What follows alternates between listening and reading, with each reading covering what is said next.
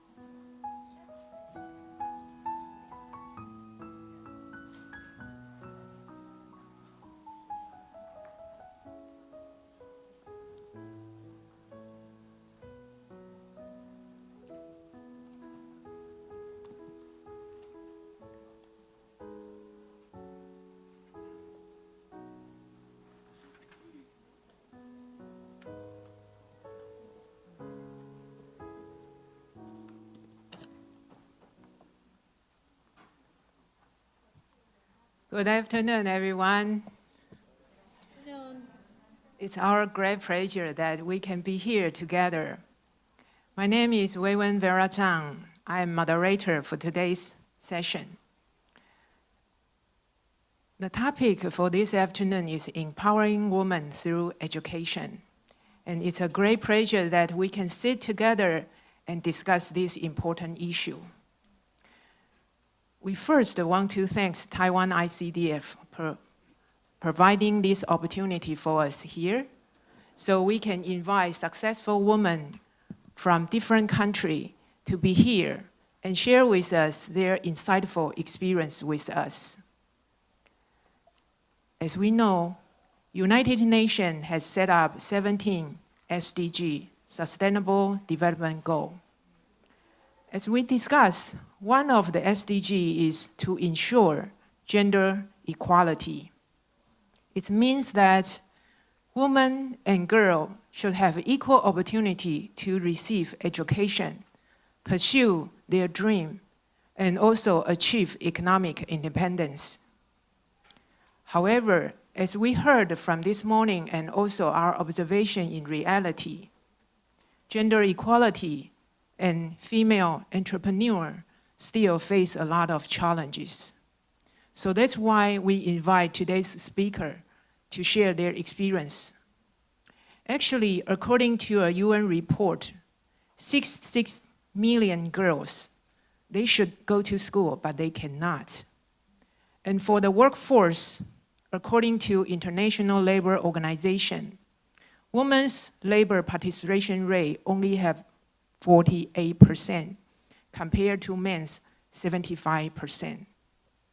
From this statistic, we can realize that gender equality still relied on a lot of effort. So women and girls, they can have more access to education and also economic opportunities. Today, our discussion will be divided in 3 major focus.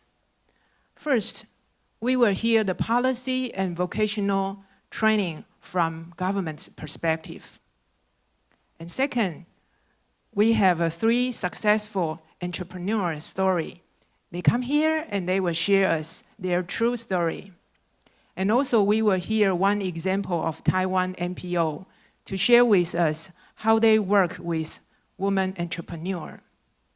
And finally, we have Taiwan ICDF to share with us about their training program, especially after the pandemic. Today, the 3 female entrepreneurs, they are graduate from Taiwan ICDF's post-pandemic training program.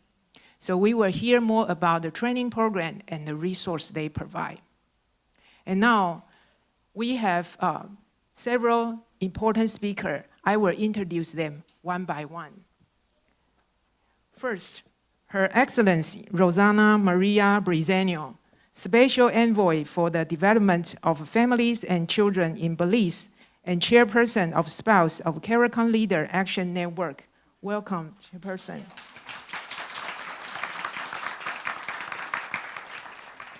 Next, Honorable Dr. Virginia Albert Poya, Minister for the Public Service, Home Affairs, Labor and Gender Affairs of St. Lucia.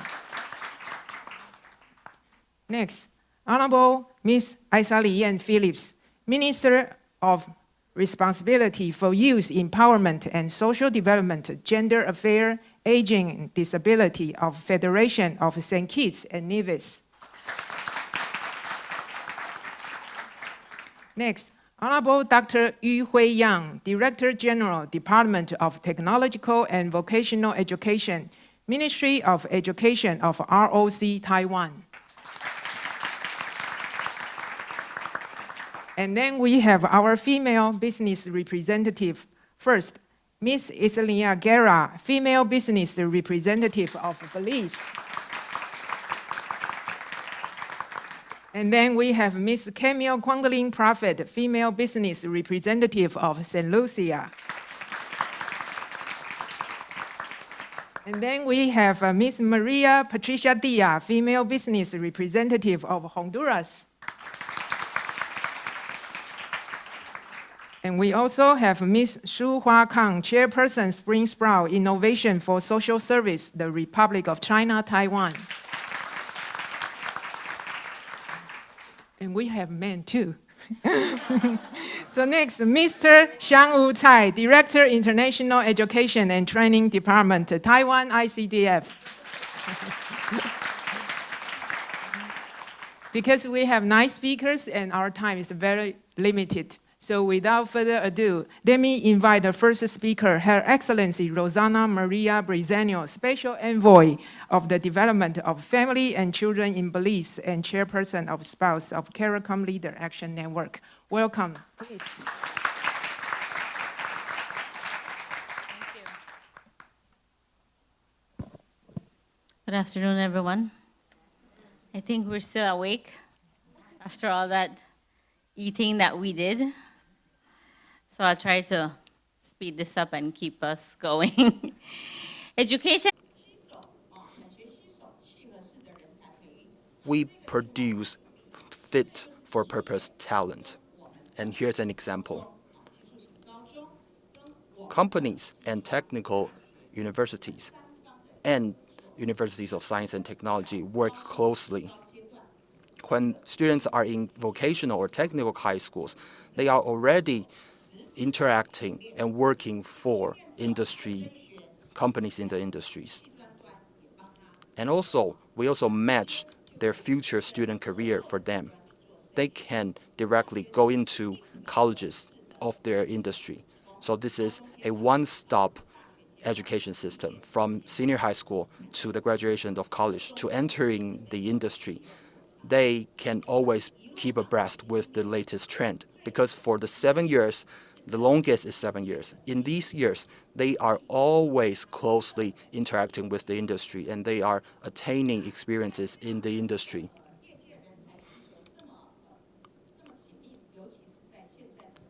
In this age, there's great demand for talent.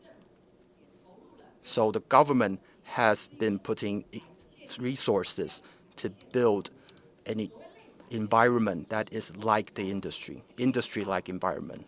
In other words, in schools, we develop an environment that is really like the real industry. So they can have hands-on experiences and they can interact with real equipment. These equipment are too expensive for schools to purchase. So starting from 2017 to 2021, the government has put 8 billion NTD into schools to buy equipment, so that equipment in schools are as good as those used in industries.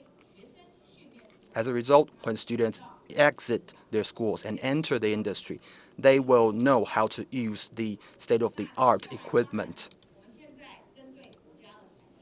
And now Taiwan has a focus which is called the 5+2 industry.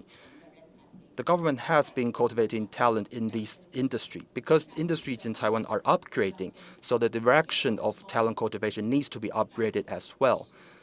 Therefore, like I said, starting from 2017 to 2021, the government has put in 8 billion NTD into these programs. So in the next 4 years, the government has planned to put more money into it, 2.4 billion exactly. So we focused on cross-disciplinary environment, the building of industry-like environment. And now the government has shifted its focus to the 6 core strategic industry, and the government has put $2.4 billion into these industries. These will be the core industries of Taiwan. And here are some key industries for Taiwan: green energy and renewable energy. This is very important for Taiwan's development. Also, there's the information security excellence industry. This is one of the most important industries in Taiwan. There's also the national defense and strategic industries, the civil and warfare industries, and also Taiwan precision health industry. The government has put money and resources into these industries to build bases for talent cultivation through schools and industry cooperation. Taiwan has built bases for the cultivation of talent. Students and employees of industries also need to learn more and upgrade their skills so they can also go into these spaces to receive in-job training. So the industries in Taiwan and the talent in Taiwan are both upgrading. And like I said, we need to closely tie our schools with our industry. And all levels of students in Taiwan, we hope when they graduate, they can become employees in industries. And they will be kept abreast with the latest trend of industries. The matching mechanism for students to go into industries are very important. And schools now conduct R&D with industries. These are the core programs and core focuses of Taiwan's vocational system. Thank you.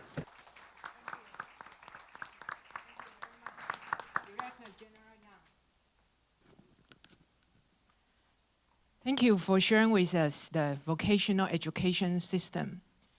Actually, in her presentation, we can see an important collaboration between government, business, and university. So vocational education can be an important means for women empowerment. Thank you very much. And next, Let's invite Honorable Dr. Virginia Albert Poya, Minister for Public Service, Home Affairs, Labor and Gender Affairs of St. Lucia. Welcome.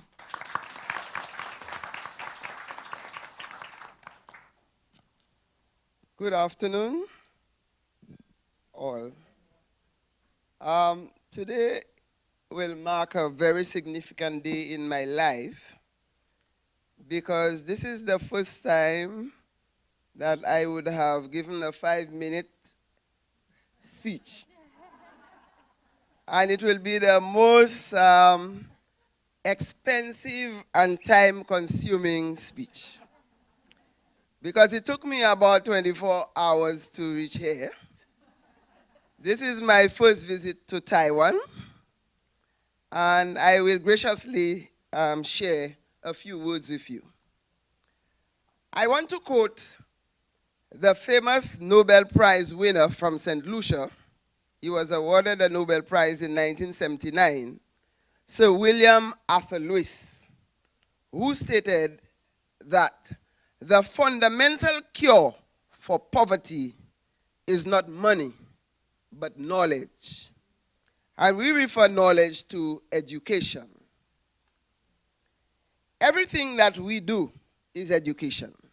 It is a lifelong process from the cradle to the grave. Never stops. It gives us social, economic growth, and it helps us develop. I gave 34 of the best years of my life in the teaching profession. I nurtured children, they became adults, and I always said as a teacher, I teach my students to be better than me, not to be like me. And I think when we look at empowering women through education, I'm doing this through the eyes of a woman, a living example, and inspiration to women. And for your benefit, I never attended high school in St. Lucia. It was only in 2006 that the government of St. Lucia introduced universal secondary education, where every child had an opportunity to attend secondary education. In looking at the subject today, we have 3 critical topics. Empowering women through technology. So why are you here? Empowering women through finance. Why are you in this room? And empowering women through education. In this short presentation, I will examine a question that confronts political leaders every day, particularly when we have to make public policy decisions to take action on public plans, programs, and projects. In the process, I will also focus on several issues relating to the use of education to empower our women. There is a particular phrase which says, when you educate a man, you liberate an individual. But when you educate a woman, you liberate a whole nation. And the fact is that they said women like to talk a lot. They spend a lot of time with their children. So whatever knowledge they have, they will speak about it and they will share it with the children. What do we mean by women empowerment? In this presentation, I will use women empowerment to mean the promotion among women of a sense of self-worth, an ability to determine their own choices, and the right to influence social change for themselves as women, as well as girls, boys, and men. In other words, I see empowerment of women from the perspective of value, rights, and national contributions. With respect to the first view, women have a productive and reproductive value as human beings to our different societies. On the second view, I believe that women have a right to make personal choices and take independent action. And on the third view, there is ample historic evidence to show that over the years, women have demonstrated an ability to influence social, economic, and political landscape of our countries. For example, the Republic of China, Taiwan, has embarked on a program to upskill women and youth in St. Lucia in a number of areas to create job opportunities for them. To date, 149 students have graduated from the Vocational Skills Training Program. This is necessary for economic empowerment of women. Why should we empower women? One important question that almost everyone in society should now be asking themselves: why should we empower women? To my mind, there are several reasons why a society must find it necessary to empower its women. First, women represent one of the vulnerable groups in society, and as a result, they require institutional support to enhance their capacity to function more effectively and efficiently in the workplace and elsewhere after decades of being denied the opportunity to play a leadership role. Third, like men and boys, I believe that a more inclusive society will do all it can to make women and girls more aware of national issues, to be able to exercise their rights to participate in decisions and actions or plans, programs, and projects that affect their lives in their various communities. The women in the program, done in partnership between St. Lucia and the Republic of China, Taiwan, 25 of the participants in the program have received financial contributions to start the business. Another 56 graduates participated in business incubators to start enterprise programs, and they too receive financial support to assist in micro, small, and medium enterprise. And it is an eye-opener. Our twinning with Taiwan is a very powerful partnership, and Taiwan is a household name in St. Lucia. Principles, there are many principles of women empowerment. Some of the principles guiding the application of women empowerment are as follows. Establish high-level corporate leadership for gender equality. Comparative worth, that is, treat all women and men fairly at work. Ensure the health, safety, and well-being of all women and men workers. Promote education, training, and professional development for women. Implement policies and adopt practices to develop and empower women. Promote equality through community initiatives and advocacy. Measure and publicly report on progress to achieve gender equality. In the empowerment of women, it is necessary to include gender sensitivity issues in the training to raise awareness of women on many challenges of social, cultural, and economic activities, which will impact them both positively and negatively, so they can develop strategies to overcome them. It is not wise to train women and just give them skills without putting the training into a gender perspective.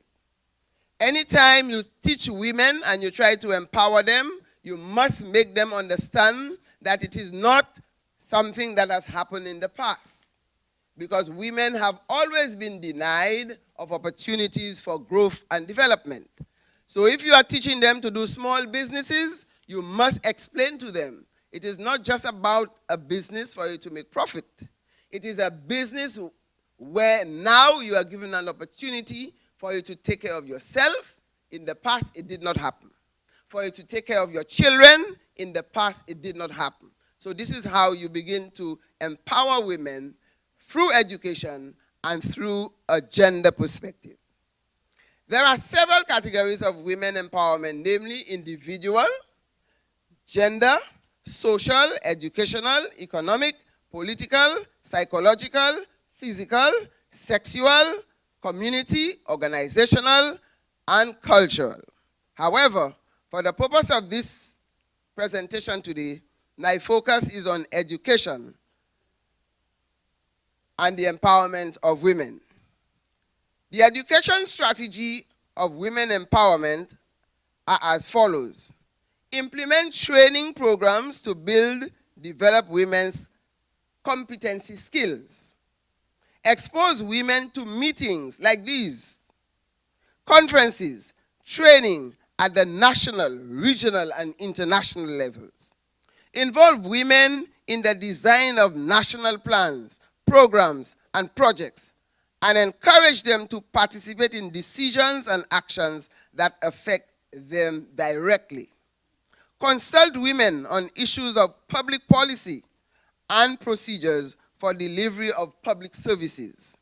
Provide mentorship, coaching, and counseling support in the workplace and on domestic matters. And there are several benefits for empowering women. These benefits are derived from the empowerment of women. Some of the notable ones include increasing the skilled workforce, strengthening the local economies, improving performance of business, and reducing poverty and creating additional wealth. With education, knowledge, skills, and abilities, we build experience which women share with families, friends, and co-workers. The multiplier effect is tenfold, and consequently, there are tremendous benefits to national development when women are empowered through education. In conclusion, I want to express on behalf of the government and people of St. Lucia our profound gratitude for the tremendous contribution and support given to us by the government and people of the Republic of China, Taiwan, in building the capacity of our people, especially women and youth, as we seek to advance our development after the devastating effect of COVID-19.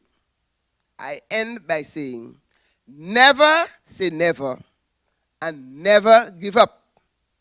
Aspire to inspire before you expire. I thank you.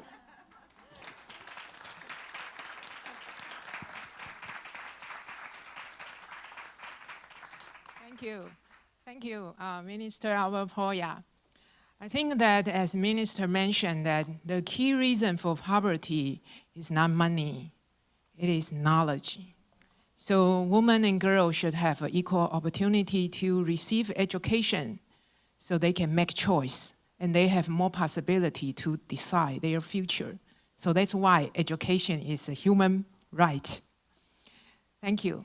So next, let's welcome Honorable Ms. Isaliane Phillips, Minister with responsibility for youth empowerment and social development, gender affairs, aging and disability of Federation of St. Kitts and Nevis. Welcome.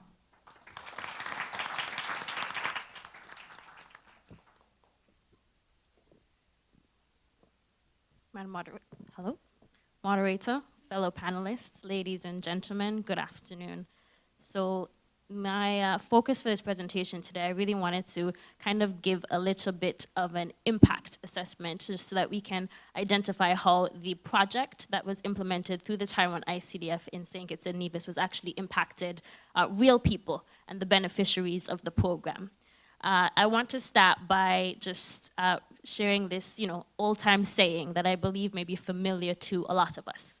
It goes, give a man a fish, you feed him for a day, but you teach a man to fish, and you feed him for a lifetime. And I think in this short statement, we really understand the value of education, especially when it comes to empowering individuals in their life and their livelihoods. And so the program in terms of the training, the Women's Employment Entrepreneurship Financial Inclusion Project that was funded through the Taiwan ICDF and executed in St. Kitts and Nevis, really essentially aimed to teach women just how to be entrepreneurs and be businesswomen. And so in reality, when we empower women through education and through economics, what we're really doing is we are empowering families, we are building communities, we're empowering societies, and we're essentially changing the world. And so I want to highlight how the shift and the change in our societies in St. Kitts and Nevis has actually been effectuated by the project and the funding through the Taiwan ICDF. And so, first slide. So vocational skills training, that's one of the areas, of course, that was provided for. And for the project, over 200 individuals, unemployed women, benefited from the training. So here we have a businesswoman who would have benefited from a business management training courses. And this woman, she would have already had a small business. She would have been functioning operationally for about 3 to 6 years, just a small nursery. Running, for herself. And so what the project did was afford her the opportunity to learn business management skills that allowed her to upscale and be able to support her business, which is essentially a nursery. And so she would have been able to benefit from the funding that was provided after the courses to scale her business up. And so this is Auntie Juliet, and she was part of the business management training courses that was targeted to micro, small, and medium enterprises in St. Kitts and Nevis. Next slide. We had, like I mentioned, vocational skills training in the area of hair and beauty. And so what we found in St. Kitts and Nevis is that we had especially a lot of young women who were particularly interested. They had a lot of skills in terms of hair, makeup, even fashion and clothing. And so we really wanted to capture them. We brought them in to be able to benefit from beauty and skills training. And so we had over 60 trainees who participated in workshops in this regard. And they were able to come in together to actually demonstrate their skills and actually learn from each other. And that was actually particularly enjoyable for them. And then a number of trainees then would have been able to benefit from some funding that then allowed them to essentially market their business. So they would have put some money into marketing, to build themselves on social media, to get themselves out there to purchase resources that would have supported their business in terms of beauty and skills. Next slide, please. We also had skills training in the area of food and beverages. So we would have had individuals, so this small business is called Divine Catering and Events. And so this would have been a business individual that had a concept. So they had a business concept in terms of catering. They would have really liked cooking, and they would have cooked for their family, small parties, but just never really thought about going into business. But of course, because of COVID-19, they then were like, okay, well, why not? So the opportunity arose through the Wi-Fi project. And so this would have been an opportunity for entrepreneurial development. And essentially, you see the kind of, the business plan board is kind of what's being depicted here. And so they would have gone through the training to be able to benefit, to understand, well, what is your business proposal? What would be your business plan? Of course, we have this concept, you have these skills. And so what the project would have done was provided the training and the education in terms of entrepreneurial development and business management, so they could actually plot that idea. And there was also practicals. So they actually cooked some food, they actually did a whole spread, and they came in and it was judged, and that was for persons who were interested in the food and beverage sector. And so that was particularly beneficial, and this individual, Divine Catering and Events, they actually was the elite winner. And so they were able to benefit then also from the financial microfunding, the angel funding that was provided at the end of the training. Next slide, please. So part of the whole concept was, of course, this is connected to the business development. We had women come in and they really appreciated being able to just take their idea, to be able to figure out how to take the idea, their concept, and put it into a business pitch and a business plan. And of course, when it comes to business and upscaling business, business pitches and business plans is a big part of it. And so what they received through the project was also counseling and the ability to be able to actually plot their business ideas and to actually pitch those ideas to real investors, to real people who actually wanted to sponsor these businesses. So that was an opportunity, and we had some concept and vision boards that were created by some individuals and some beneficiaries from the project. Next slide, please. Here, this is a photo of some of the participants who were in the beauty and skills workshop. And one of the things I think sometimes we might overlook when it comes to education is that there's always opportunities to learn from each other. And so, oftentimes I think we've always thought about businesses being a very competitive space and competitive field. But I think when you add a feminist approach, we tend to like to, so women empower women.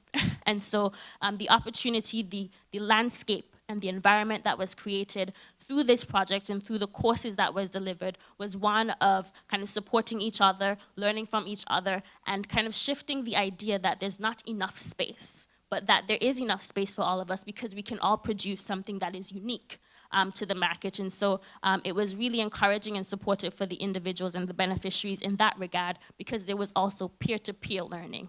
And with that, there was also counseling that was provided that was thought to be very beneficial and impactful for the participants, because that counseling is really what would have helped participants to stay motivated and to continue along the course. Because a lot of times, particularly for young women, women who may be single mothers, there's always this sense of, I cannot balance it all, in terms of, you think I'm already parenting, I'm already just trying to make ends meet, and you also want me to start a whole business. And so that can be very daunting for a lot of women, but what the course would have been able to provide in its framework is also the counseling, which was very essential and very helpful to a lot of women who were able to lean on their counselors to be able to stay the course and to continue throughout.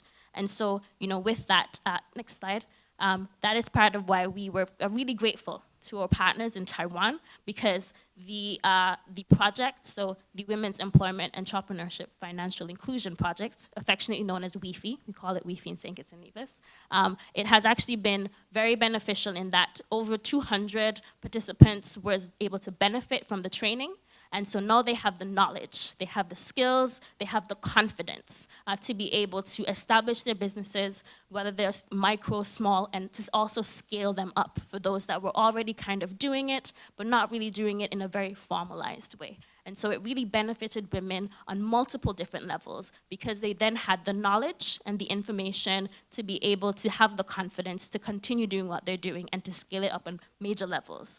And then I think what really made this project unique is the fact that it also provided the business startup funds and the angel investments to trainees and beneficiaries who really stayed the course and really demonstrated their commitment to really making their business concepts a reality and executing that. And so I would want to encourage the Taiwan ICDF to really consider how the impact, I tried to demonstrate some of that impact today, so that you can consider in your future funding to continue this project.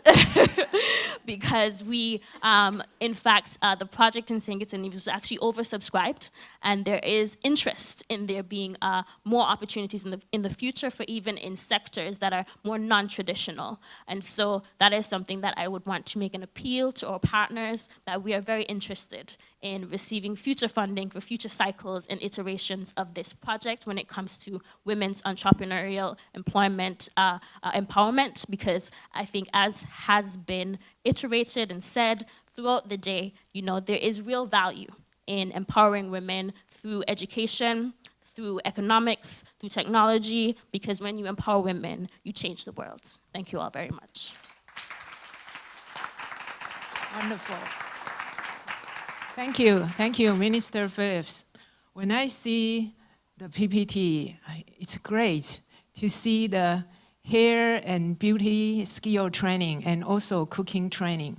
I think it's nice that to start from some skill women they already know, and then through systematic training program, they can increase their ability and they can increase their income. And more importantly, they can increase their confidence. I think that's wonderful. Thank you, Minister. Right. Okay, now we have heard the perspective from governments, and now we will begin to hear the experience from female business representative. So next, let me welcome Ms. Isania Guerra, female business representative of Belize, to share her story. Welcome.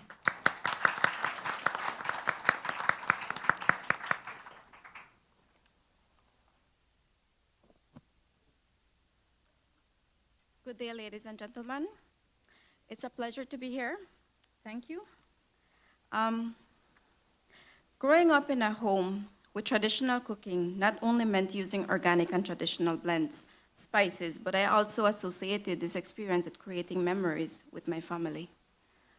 So my name is Yesenia Guerra, and I'll tell you a little bit of my experience here today. I am a female entrepreneur born and raised in northern part of Belize in Orange Walk District. This fueled my passion for cooking. And in being creative in the kitchen. Being the owner of a small catering business, it became difficult to expand or offer my services when COVID-19 pandemic came. It was a worldwide challenge, as we all know. During the time that social distance became the norm, I was no longer able to provide my services. As a result of the downtime, I was able to focus on carefully crafting and perfecting my home blended pepper sauce. With continued enthusiasm and innovation, I was able to offer my existing traditional pepper blends to the wider Belizean community. Today, I offer a line of hot sauces which was officially launched in December 2021. This has been a dream come true.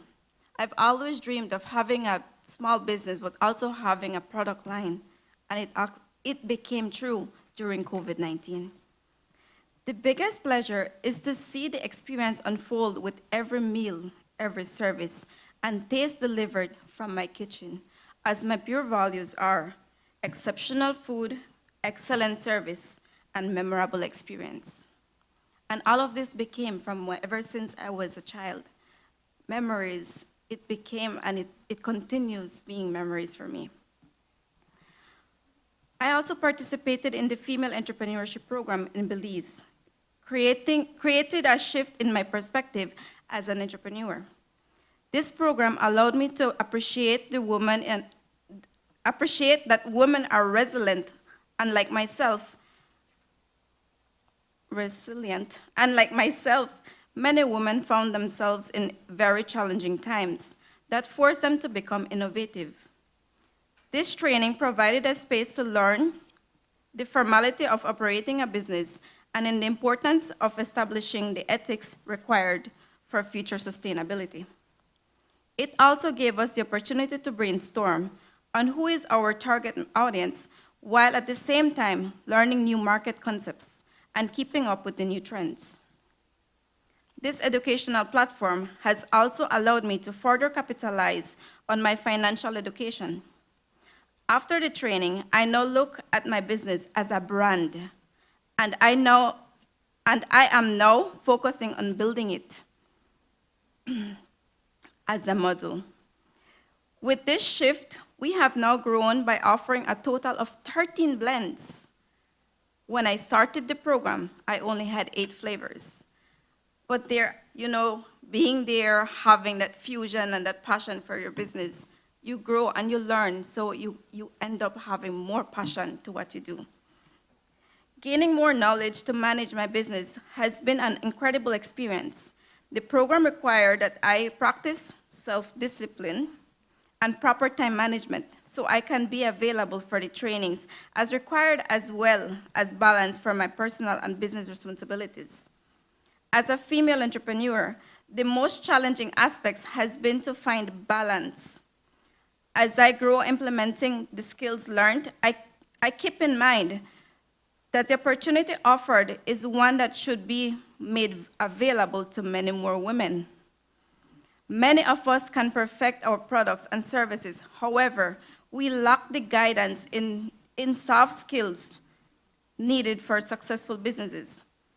So, with this opportunity, I'm now adapting in stages the skills learned during the training, as well as understanding that networking is very important.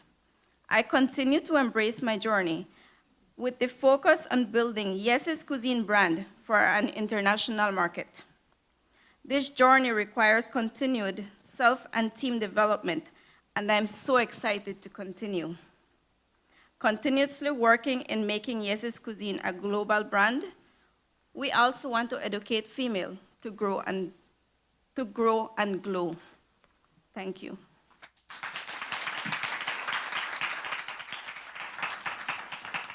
Thank you, Ms. Guerra. She mentioned about cuisine, right? And one thing she mentioned, I think is very true. She mentioned about pandemic and also talk about challenge force us to be more innovative. And it reminds me one news. In Taiwan, there is a hotel. They discussed how to put their cuisine online for years. However, after pandemic occurs, they finish the whole process within 3 months. So that's a human's potential. So I think that's the challenge forces us to be more innovative. It's true. Thank you, Ms. Guerra. And next, also, we welcome another female business representative, Ms. Camille Gwendolyn Prophet, representative of St. Lucia. Welcome, please.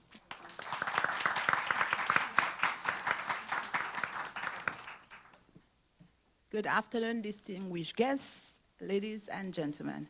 It is indeed an honor and a privilege to be here in Taiwan. And like my minister indicated earlier, it was a very long trip, but I believe that it is the most worthwhile trip that I've probably ever had in my life. So thank you for having me here. Growing up, I always loved eggs. And as an adult, I also loved baking. I longed to have my own chicken farm, primarily to have fresh eggs and to supply my friends and neighbors. I live in a small community, Gathered Dennery in St. Lucia, and I started my chicken farm, Exceptional Farms, with just 5 chickens in July of 2022, just before I participated in the business incubator program funded by the Taiwan ICDF. Soon I realized that the business was going places. Gradually, the demand for eggs in the community and environs grew beyond the point where I had to increase output. Presently, I have about 80 layers. And aside from being an entrepreneur, I am also full-time employed with the Ministry of Agriculture as an assistant project coordinator for the 7 Crops Project. I work with the 7 Crop Project, which is aimed at reducing the food import bill for particular crops in St. Lucia. We're focused on particular crops in the reduction, and I love agriculture, so hence why my business is focused in agriculture. I decided to join the incubator program because I saw great opportunity for personal development. Being an entrepreneur has always been a dream, and being a woman sometimes makes it very challenging, as culturally we know that women are supposed to be subordinate to men. The program really opened my eyes to what it takes to be a successful entrepreneur. We received training in diverse areas, including critical thinking, accounting, patenting, marketing, meeting quality standards, and business pitching. I strongly believe that through education, women can become empowered to get themselves and their families out of poverty, because better business decisions can be made with proper education. Decisions that can have ripple effects not just on one's life, but on the country at large. I am eternally grateful for the Taiwan Technical Mission and the government and people of the Republic of China, Taiwan, for funding this program in St. Lucia. As a young woman entrepreneur, there are some physical challenges some women may face that makes it more difficult, or it would be easier if you were a man. Another challenge that is faced is because of, like I said a few minutes earlier, it is culturally accepted that women are supposed to be the subordinate type and not leaders. For these reasons, it kind of makes women want to be in the shadows and let men prevail. But knowing that there's now gender equality, and we're trying to move past the stigma of men-related businesses and women-related businesses, we're saying we need to embrace equality. I admit, being an entrepreneur is a balancing act that forces a person to adapt to unforeseen challenges that may pop up. However, having the support and determination becomes necessary if one has to succeed. Some challenges that I faced during the short span of entrepreneurship included, but is not only limited to, access to finance, feed shortages for my chickens, loss of chickens, and the unescapable inflation. It takes really being committed to performing at your optimum at work and also keeping the business afloat. Of course, I give kudos to my partner, who is 100% in support of my business, and also my children, male and female, that play their part in helping out. But I always need to strike a balance and cannot devote more time to my business and neglect work. It really, really takes the extra effort as being an entrepreneur and balancing work life as well. As part of the Business Incubator program, I also participated in a business pitch where participants sought to impress a panel of judges about the dynamics of their business and receive feedback as to how to improve. Another aspect of education as well.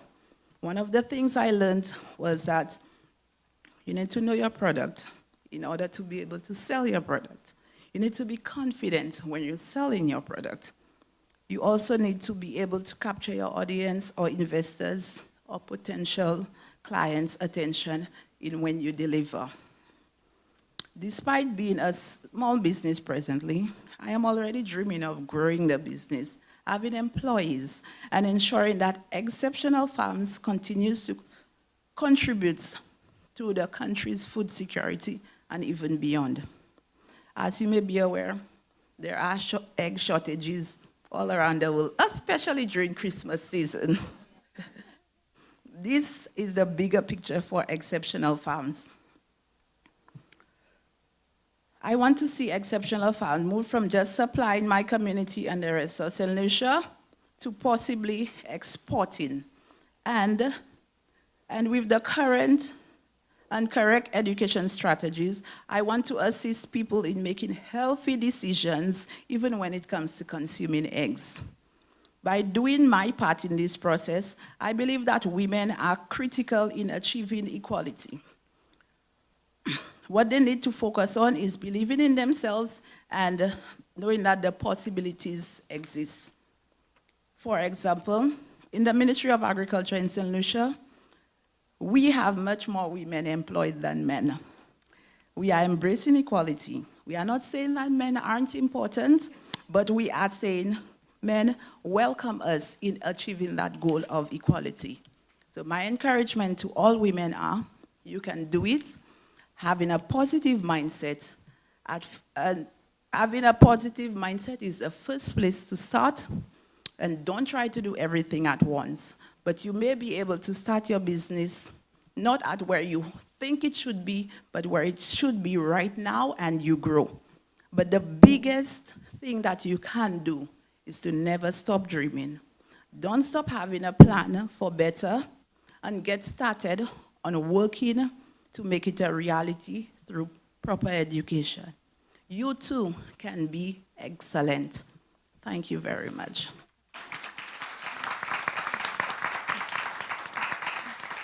Thank you, Ms. Camille Prophet. Well, from your presentation, we can feel your passion about your business. And I think as her mentioned, she mentioned that when she received the opportunity of the training, she also need to put a lot of effort. So we can see that she put a lot of effort and also create a new possibility. And now you not only share your story here, you also inspire all of us through your story. Thank you very much. And next, we will also invite another business representative, Ms. Maria Patricia Dia, female business representative of Honduras. Welcome, please.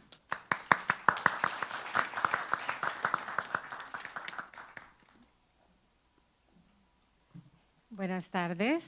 Mi emprendimiento es de joyería artesanal con telas lencas y también joyería artesanal clásica, orientada pues en un 100% a mujeres. Bueno, mi experiencia en el proyecto Red Mujer Honduras ha sido muy gratificante, ya que en el periodo de pandemia, pues en nuestro país estuvimos prácticamente medio año, ¿verdad?, sin ventas. Y estuvimos casi a punto de cerrar nuestro negocio y estoy muy agradecida, ¿verdad?, por el apoyo que nos brindaron. Nos dieron primeramente capacitación, luego un acompañamiento y capital semilla. Estamos todavía en ese proceso de culminarlo y en la capacitación lo que recibimos primeramente fue la elaboración de un plan de negocios, replantear nuestro negocio porque, bueno, en el tiempo de la pandemia nos dio tiempo de ver también nuestras debilidades. Con las capacitaciones, pues, logramos fortalecer esos espacios que no teníamos fortaleza. El área de mercadeo se modificó completamente porque todo era a través de redes sociales. Nos ayudó mucho.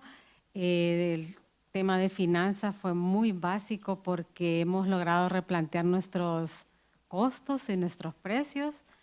Así que en la parte de educación yo estoy muy satisfecha por lo que nos han ofrecido en aproximadamente 8 meses.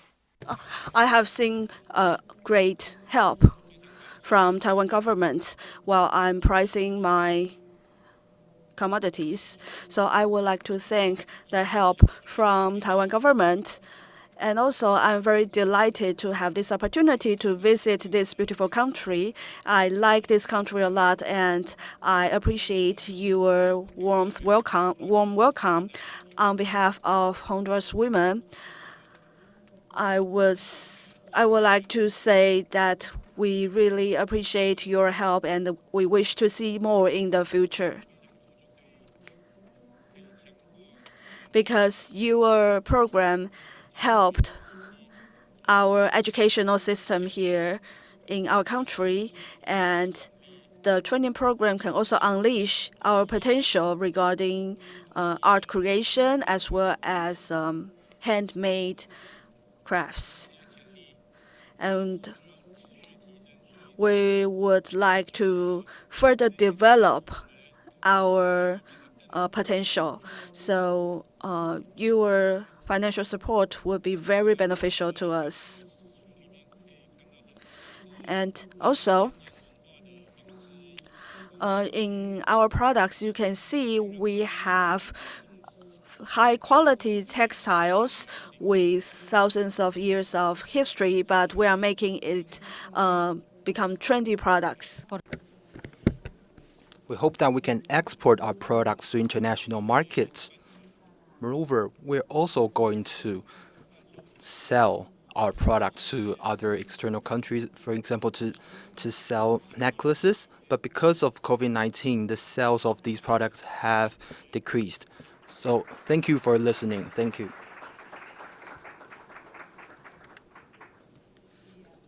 Share your experience about your business.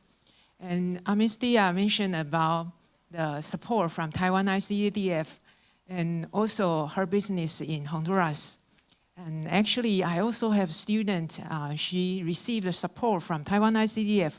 And after she graduated, she went back, and now she has her own chocolate business.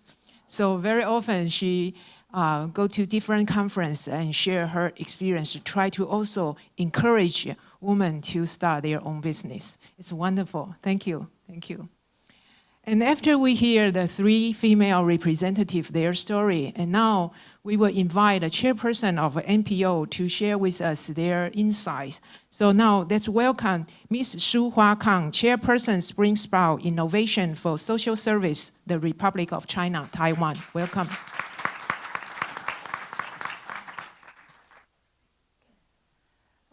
Good morning. My name is Shu Hua Kang. I'm the founder and the chairperson of Spring Sprouts Innovations for Social Services. And I'm very honored to have this opportunity on behalf of my organization to present how we work with business sector to support several craft groups in the communities. And especially I want to share our project, Swing Reads. It's a project that linked sustainable circular economy with women's growth. Next. Spring Sprouts Innovations is a young nonprofit with a vision to promote social innovations for the public good. And one of our projects to support women's growth is we refashion coffee bean black bags. And we work with Louisa Coffee, the biggest coffee chain companies in Taiwan, and work with young designers and also women's groups to refashion those black bags into eco-chic products, and especially provide job opportunities and social participation for middle-aged and senior women. Next. And over 2 billion cups of coffee are consumed every day worldwide, and that leads to hundreds of millions of coffee bean black bags being made annually. And according to International Coffee Organization, from 2020 to 2021, in 1 year, Taiwan imported 43,500 metric tons of coffee beans. So it is estimated that at least 725,000 black bags were consumed in Taiwan. And unfortunately, most of these black bags became waste, and that increased the burden of our environment. Next. And also, there's another issue that is, although women's rights and status are considerably advanced in Taiwan, but actually, many women are still confined by the traditional gender roles, especially when facing the responsibility of caregiving, either to take care of your children or the elderly. So in many cases, they need to suspend their career to stay at home. And once they decide to return to the job market, and actually it's difficult for middle-aged and senior women to have opportunity to be employed again. So to address these issues, there are quite a few nonprofit organizations in Taiwan. They try to promote the financial independence of these women and increase their social participation through handcrafting, a traditional women's expertise. However, most organizations lack distribution channels and the marketing resources, so that hinders them from achieving the goals to support women's economic growth. Next. So, by a chance, that the Vice President of Louisa Coffee, Dennis Huang, and I discussed the possibility to reuse their more than 10,000 black coffee bean bags consumed each year for a charitable purpose. So we came across the idea is it's possible we can combine two issues together to protect our environment, also to provide job opportunities and social participation opportunities for women in the communities. Next. Hence,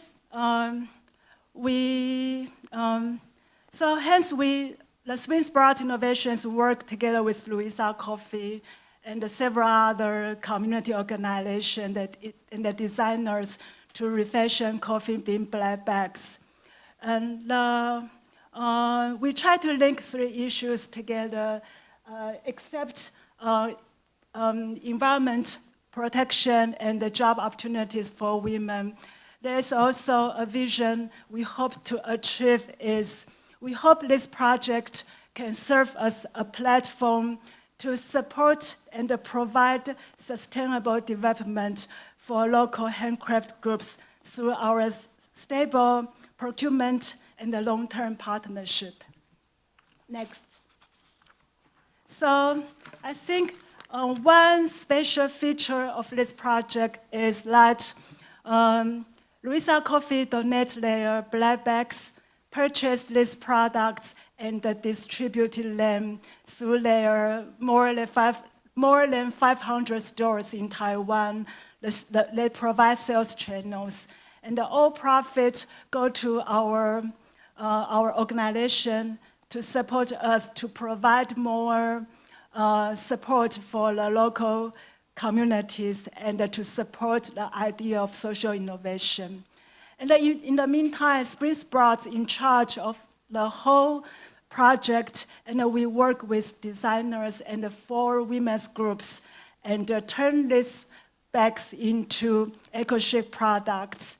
And I think this project sets an example of how business sector and the nonprofit can work together and lend value to the cause of women's empowerment.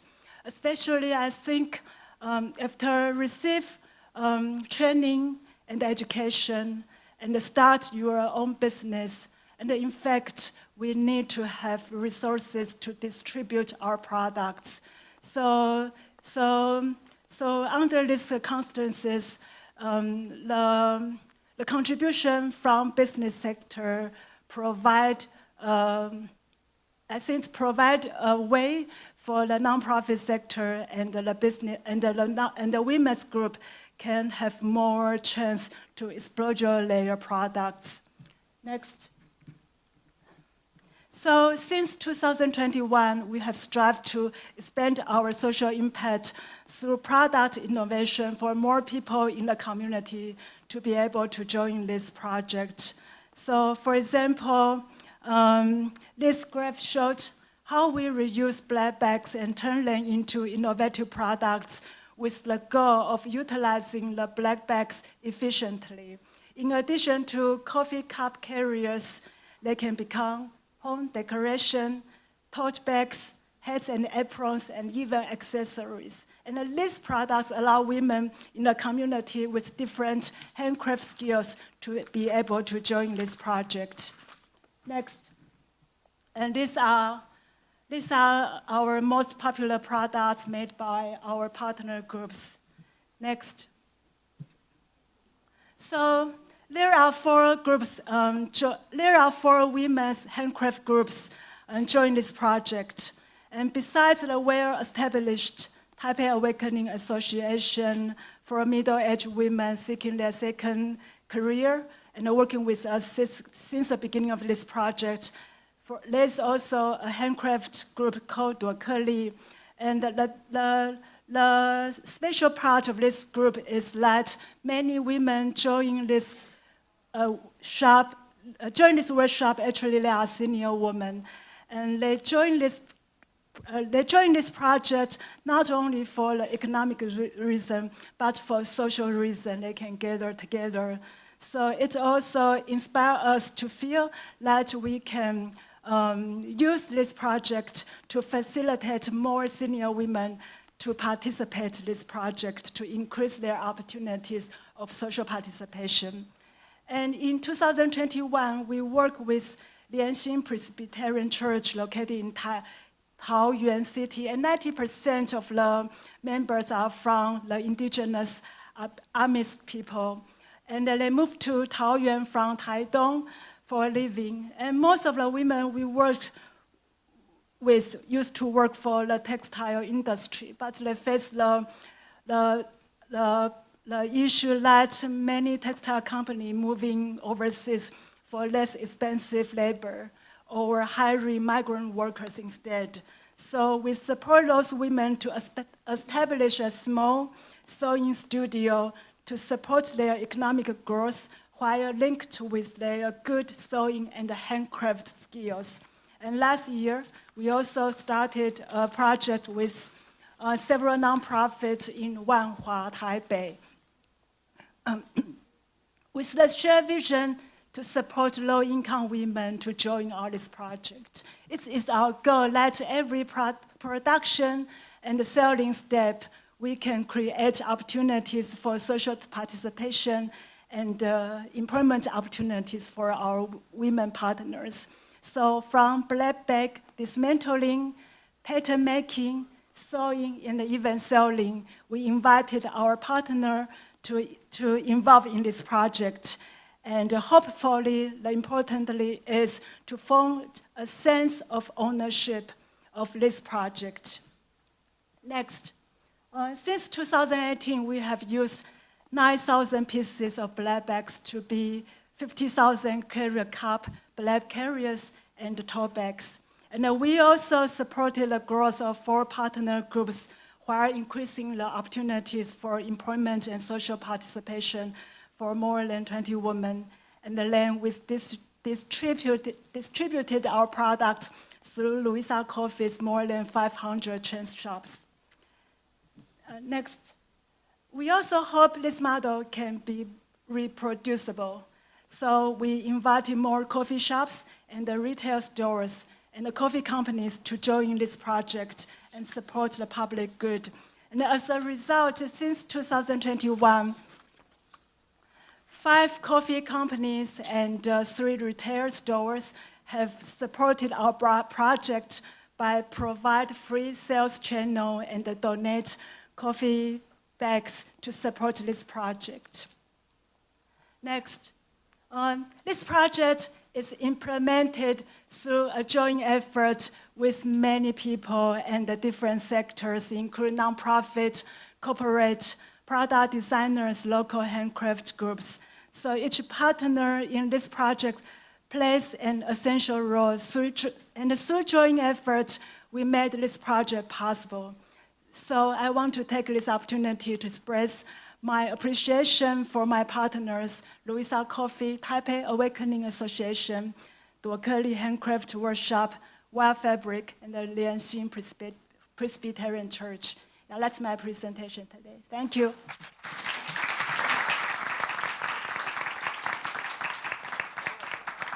Thank you, Chairperson Kang. Yeah, you share with us the real example how NPO can collaborate with business and provide female entrepreneur very direct assistance. After we have training, after they have a business, the other way to support them is to have a very stable selling channel. So we can continue to support them through stable purchasing. I think it's a very good idea. Thank you for your sharing. Okay, and then last but not the least, let's welcome Mr. Xiangwu Cai, Director, International Education and Training Department, Taiwan ICDF.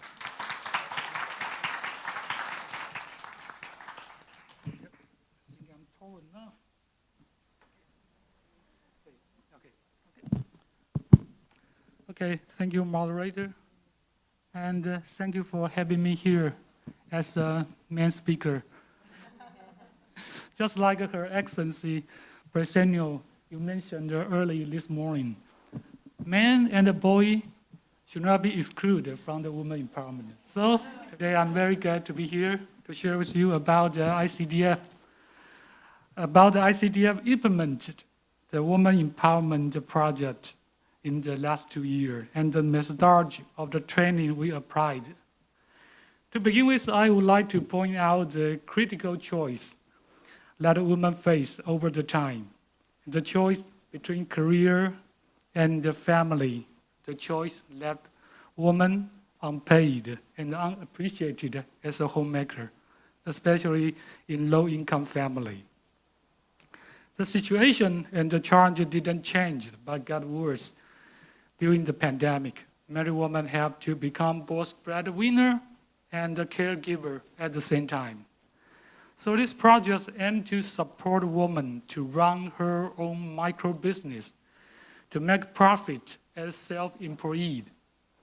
We came up with an idea that we inspired by the concept of the work from home during the pandemic, to help women start up their own business by using the existing resources they can reach, can afford, and the risk can bear. Before the project kicked off, we did a survey and a consultation. Then we focused the training project, training topics that meet the micro business requirement. Ultimately, we hope that we could work with women to achieve the goal of economical independence. Next, please. So what is the methodology of Taiwan ICDF vocational training? Here are the key components. It includes knowledge, skill, and capital. And the sequence starts from knowledge transferring to share information, ability, and ideas across different areas, to provide women with problem analysis and solving ability, like a basic calculation, customer management, and the promotion. After receiving knowledge input, then moving on skills upgrading to acquire new skill with capability to deal better with tasks. With knowledge and skill input, the most important and the first obstacle for beginner is a lack of capital. Yes, we all know nothing could be done without money support. So the project was designed to grant $3,000 for each woman who is taking action to start up her own business at the very beginning stage. We also work with the regional developing bank to provide a concession loan if the beneficiaries need more financial support to expand the business. Next, please. And what's the result of this project? And now I don't want to highlight more because you have learned and witnessed the successful story by previous speakers. So here I want to show you is what the support we offered. We could help the disadvantaged women to ignite their passion to chase their dreams. From the chart, you can see there are about 80% beneficiaries who are willing and preparing to start up their own business, and 10% have had. So you know, every stress and the challenges that come from real life is easy to break the patient and get the people down. So we are very happy to see them still keep the patient to chase a better life. Next. You may wonder how much income has been improved for this project beneficiaries. We did a survey to all trainees. 6 months later, they have received the training, and the results said the household income is vary from different sectors and the career. Some get more, some lose, but in general, the average total is about a 5.8% increase. We have just survived from the COVID impact, but now we are facing the high inflation wave. No doubt, it's going to worsen inequality to hit more and more low or mid-income households. Next. Since there is no end to equipping people with new knowledge and skill to deal with the changing world, the Taiwan ICDF is devoted to enhancing human resources by providing different capacity building activities. So I would like to take this opportunity to promote the ICDF training program that we designed for different target group. For government officials on policy level of country development, policy is fundamental to guide the decision, and many people will be affected. So the training workshop aimed to help officials to consider all aspects and make the right decision before the policy is made. For women and the young leaders, we have midterm vocational training on technical level. The Women Empowerment Training Program is one of the vocational training programs.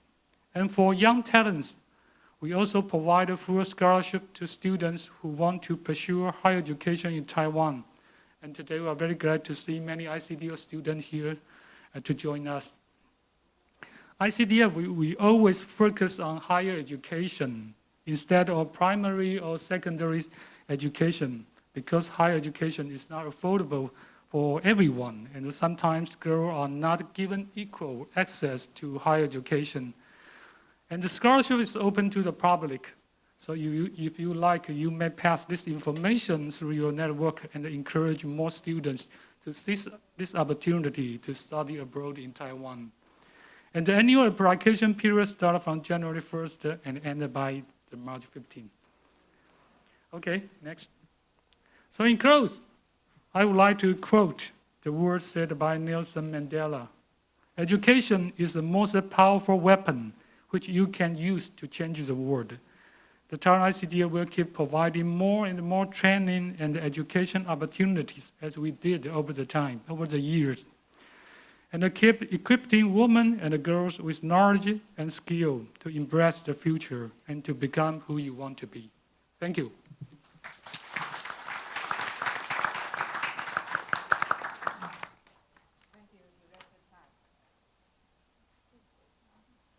And as Director Tsai mentioned, the training and the resource Taiwan ICD provide are very concrete and direct.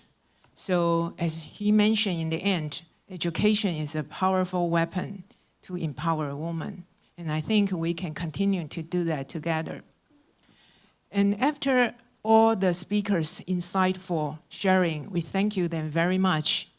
And now we will continue to move on to our discussion session.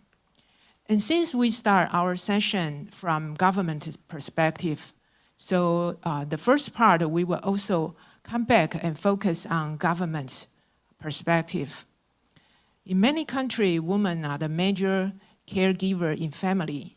And sometimes even they want to start their business, they may feel a little bit hesitant.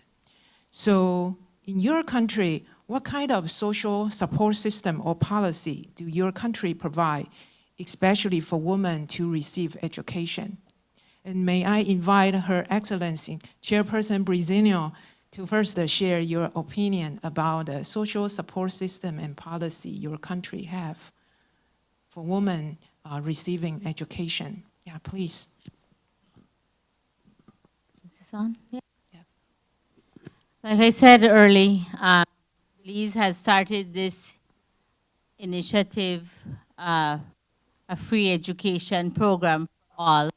And we started specifically in Belize City, where we have the brunt or the majority of students, of children that come from very low socioeconomic backgrounds and have very little access to education. So I believe with this program, it is a start.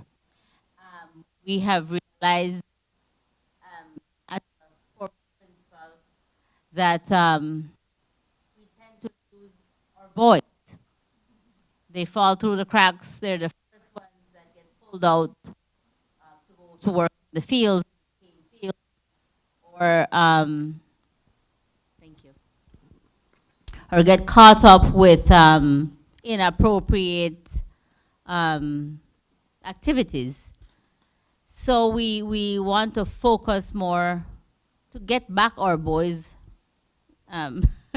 into school and keep them in school, because we have realized that women are going up the ladder and they're striving for education.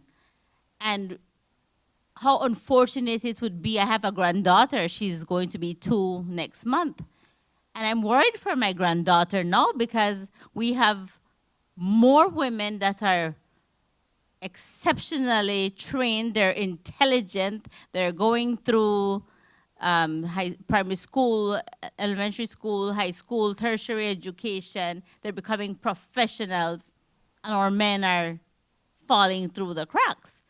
I don't want my granddaughter to marry anybody that's falling through the cracks. I want her to marry somebody that will equal her opportunities, that will be an equal to her. We always say in a marriage or in a business it's 50-50. No, I am looking at 100%. You give 100%, I give 100%. And that's what I want from my granddaughter. So I think Belize is stepping up to the challenge, and especially after COVID, we lost a lot of our children, and the gap got bigger, the disparity got bigger when it came to bringing them back to school. We lost quite a number of young women through early marriage, early union, you know. In Spanish, we say, se juntaron. They got together, you know. I mean, this is not a time to get together. We're only 14 and 15. We need education. And then we get together later on in life. Right. So that was my thing. I'm like, we don't have time to get together right now. Let's go find these girls. And we were very fortunate to get back a few. And unfortunately, some of them had already had a child. Oh. But fortunately, we took them back. Okay. Because this is now more than ever that they need that education. Exactly. So that's what I can proudly say, the Anglican management, because that's the management that I work under. It's a church state management that we have in our country. Was very open to that. And I was the one that said, we need to get them back. What would Jesus do? Mm-hmm. Thank you, Her Excellency Chairperson Brazino. 100% from men and women together, 200%. Right, and I think as Her Excellency Chairperson Brazil mentioned that we not only encourage girls, women come back to educational system, we also help them to continue. Because in many countries, women's drop rate is much higher than male, right? Can I just add a quick thing here? Sure. And this is where Taiwan came in. And I must express my sincere appreciation when I reached out to Ambassador Chen.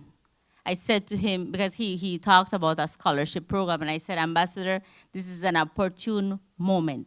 We have several young people that dropped out of school, and we need to get them back to school, but there is no money.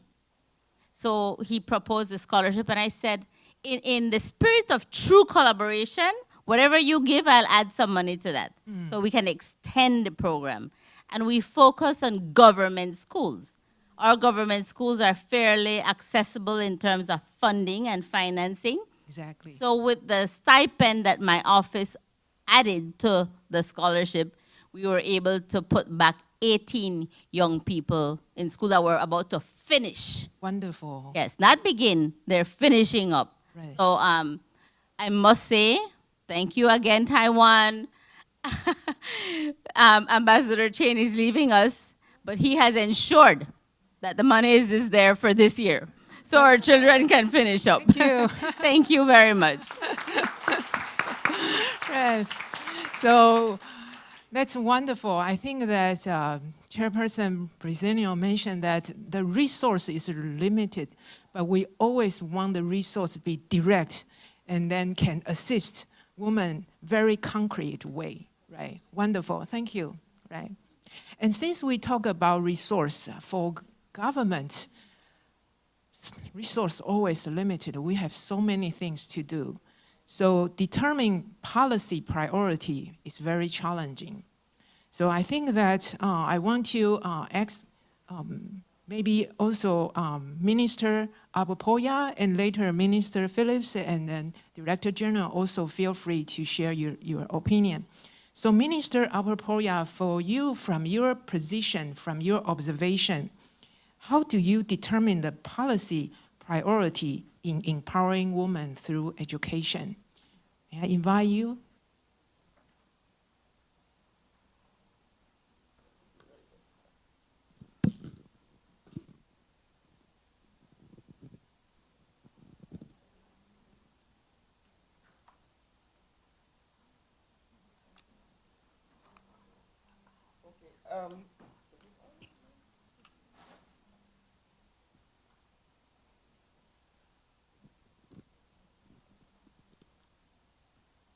Yes, the policy priorities for education is one where government has recognized the importance of quality education for all, whether male or female, man or woman. And therefore, we have introduced what we call universal secondary education, where every single child has access to. In fact, right now, the population of St. Lucia is at a plateau. It's not growing. And we even have more space in school than we have children. So basically, government would provide access to education for all. And in order to help especially the most vulnerable, government is also providing what we call the school feeding program. That's for persons who cannot afford a meal for the children. Government is giving that kind of support, so they have food at the school to eat. And we are also encouraging parents to send their children to school by helping, for example, when the children went to school, the parent had to pay what you call a facilities fee. That means for the little facilities that they use, they had to pay the fee. And for the last 2 years, the present government has removed that fee. Oh. And we are actually paying that fee for parents. So parents do not have that responsibility. We also give a monetary contribution for every child that succeeds to go to high school. A contribution of $500 once the child succeeds. So they give the parent that kind of support to start up, to buy uniform, books, or whatever that they need.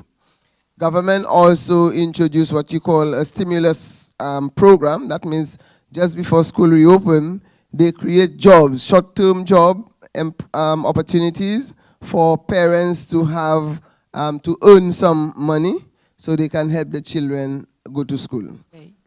So the policy of the government is one where I can share that with you here, that in our cabinet, we have only 2 women who form the cabinet, but the 2 women have the voice equal to the other 15 that are there. And very early when we got elected, maybe about a month, 18 months ago, we established the issue of gender equality. And the Prime Minister and my cabinet colleagues, although it's male-dominated, but I can safely say that they are very gender sensitive. Wow, wow. Yes, and I think the Prime Minister, in the history of St. Lucia, appointed for the first time a woman as police commissioner. And we also have the President of the Senate, a woman. And in our discussion in cabinet, when government appoint persons to board, our cabinet colleagues look and they ensure that we have quite a few. We have seen a significant growth in terms of the number of women who sit on different boards and policy decisions in the country. Right. So we also passed a very progressive domestic violence bill, which is one of the most progressive in the Caribbean. And that was done on International Women's Day. And government has also put in a policy for gender focal points in every single ministry to ensure that government's programs address the issue of gender sensitivity. Right, that's true. Thank you. Right. So have a more women representative and they can bring the voice into the policy making process. Thank you. Thank you. And feel free to, Minister, you okay. Sure. So you had also directed that question. So just to add, also echoing the sentiments of Minister from St. Lucia, St. Kitts and Nevis have done some similar things in terms of programming. We have similar systems and programs that exist in terms of the education system, in terms of school meals and those types of supports as well. There's also the thrust to engage more women in terms of leadership and political engagement in decision-leading positions. Currently, I am part of a cabinet that, for the history of governments in St. Kitts and Nevis, has the most number of women. We actually have 3 in government currently, and also the National Parliament, National Assembly, has both the Speaker and the Deputy Speaker are female. And we just installed the first female Governor General in the Federation based on our 40 years of independence. The first time we've had a female Governor General. Wow. So similarly, we are taking strides in that regard. But in terms of, more directly to your question, in terms of how we approach determining policy priorities, I'm a big believer in evidence-based policy development. And so research is something that we are really making a push towards, which is something that as a small Caribbean island, we haven't been the best at. Traditionally, in terms of collecting data and analyzing that data. We've never been that great at it. And so that is something that I know for, at least for me as an individual, as a minister, that is something that I push for across my ministries, particularly when it comes to even the way we connect with girls and girls' empowerment, because we definitely need to think about youth. The youth right now, it's a different generation. And they've been traumatized, the young people. Right. And the prospects for employment and what the world is looking like, they don't know what that is. And I think that extends to a level of nonchalance, a level of what may be perceived as apathy. But the young people, they have a lot of ideas. And so part of the thrust is, in engaging and thinking about how we empower women. We also think about how we empower our girls and create opportunities for them. And so we really try to connect with the young people and do surveys with the young people. We actually connect with UNICEF and UNESCO that has a tool that seeks to, it's called U-Report, where we get to survey young people to find out, well, what is it that they're looking for? And one of the things when it comes to education is that we find that there is an interest in more non-traditional aspects of education. And so with that, the education minister, who is the deputy prime minister, he's my senior minister, we're actually looking to shift the curriculum for education to be able to incorporate more technical type of courses into schools. So we are trying to create that spirit, that culture of entrepreneurship at a much younger age. And so, we're leaning less towards the typical, administrative or, the typical traditional schools, courses in schools to education to innovate our education system to offer, schools with fashion design. Right. And, kind of bring back the technical skills so that we can build that culture of entrepreneurship at a much younger age. Right. Because these are the things that the young people are doing when they're at home. So how do we incorporate more technology? How do we cultivate the culture and develop our graphic designers, our coders, our programmers? Because that is the direction that the world is going in. And so that is one of the things that we are seeking to do. And it is based on a response to what we have heard the young people say that they're looking for and what they're interested in today. So that's what I would add. Great, right. I think you mentioned the importance to connect with the younger generation. And today in our audience, many young generation, you are here, right? So that we can have a new generation, they can continue this important job. Well, we have a very limited time. And then, for the 3 business representatives, do you have one suggestion, maybe 1 or 2 sentences to provide to our audience, your suggestion? Go ahead.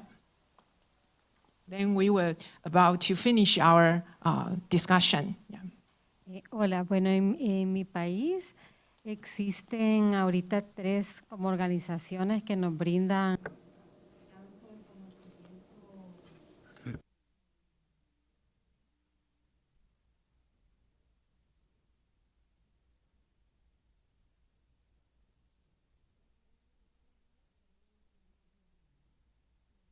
I'm going to share with you my personal experience. I have received some professional trainings, and Taiwan ICDF has provided me an opportunity to learn many different things. In my country, we have lots of learning opportunities, for example, technical opportunities or business learning opportunities. I believe that our government, in many respects, we need to improve our tracking mechanism so that when entrepreneurs are operating their projects, they can receive more help. Entrepreneurs need to know how to run their business, how to get more performance improvement, and when they face difficulties, I hope that the government can provide them with counseling and consultancy. These are things that I believe that Taiwan ICDF can help with and to provide us with more support. Thank you. And also the resource Taiwan ICDF provide. Thank you.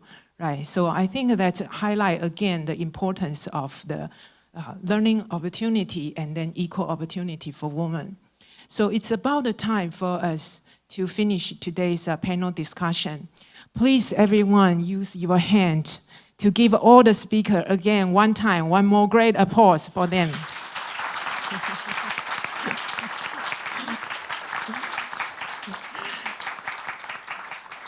It's a really great honor and pleasure that we can be here. We have people from different countries bring different experience and their insight to us. So we really appreciate your time and valuable sharing. And today we hear government's perspective, the prioritized process for policy, support system.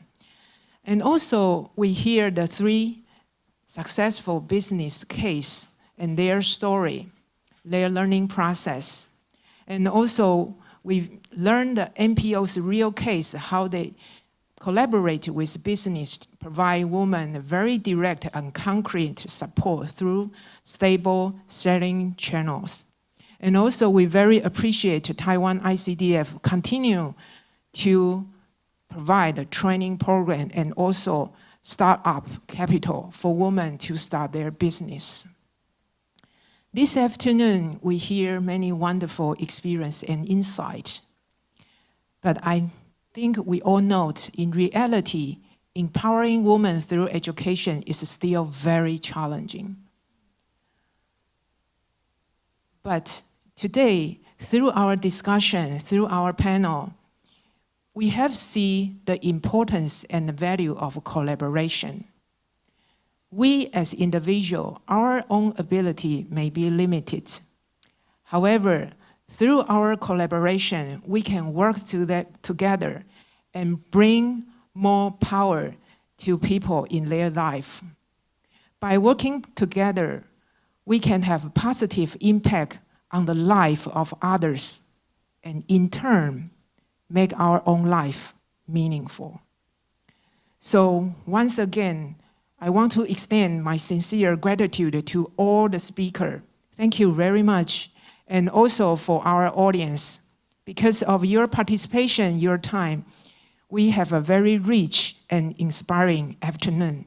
Thank you very much. Thank you. So now we will officially conclude our panel discussion. Thank you, everyone. Wish you have a good evening. And now I will invite all the speakers come in front and we can have a group photo together. Yeah, thank you. Yeah. Okay. Hello. I would like to say something, and Ms. Lily, I would like to also express my gratitude to why I'm here.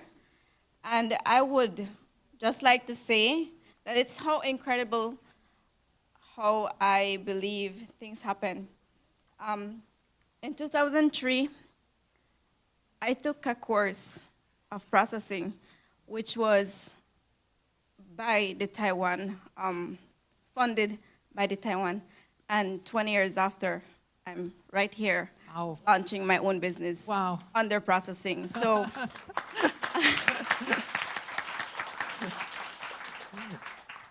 I believe it's a passion that I did not know about, but thank you to Taiwan. I do appreciate that I took this course 20 years ago, and because of that knowledge that I got, and at that time, we did not have gender equality, but now I can put it in practice. I know this is what I want for the future, and this is not what I want to leave for a legacy for my kids.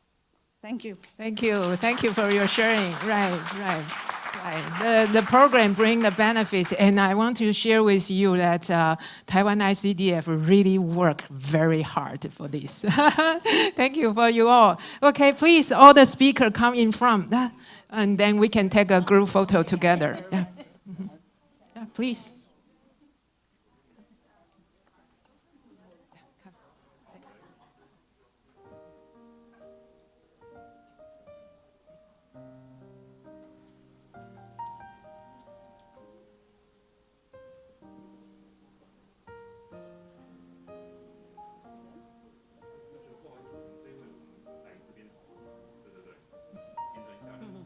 Honor. Okay, please, everyone look here. Okay, 3, 2, 1. Okay, one more. 3, 2, 1. One more picture, please. Thumbs up. Thumbs up again. 3, 2, 1. Good. One more. Okay. Okay, thank you, everyone. Thank you. Good evening, everyone. Thank you.